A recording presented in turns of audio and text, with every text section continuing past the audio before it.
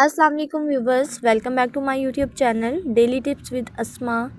आज की इस वीडियो में हम आपको बताएंगे समीना नाम के बारे में अनोखी और दिलचस्प मालूमात।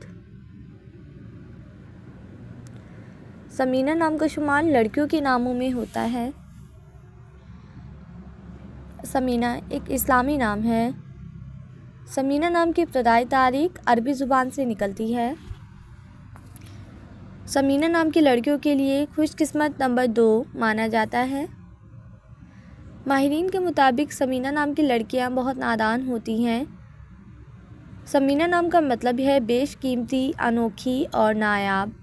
समीना नाम की लड़कियों के लिए खुशकिस्मत दिनों में जुम्मा हफ्ते का दिन शामिल है। समीना नाम के अफराद के लिए मुवाफिक रंगों में नीला, काला और बनफशी रंग शामिल है। समीना नाम के अफराद के लिए मुवाफिक पत्थरों में नीलम पत्थर शामिल है। खुशकिस्मती वाली धातों में हिस्सों के हिसाब से लोहा शामिल है। फ्रेंड्स, अगर आप अपने नाम का मतलब जानना चाहते हैं तो कमेंट बॉक्स में अपना नाम लिखें। इंशाल्लाह हम आपके नाम की वीडियो ज़रूर बनाएंगे। Thanks for watching. अल्लाह हाफिज़।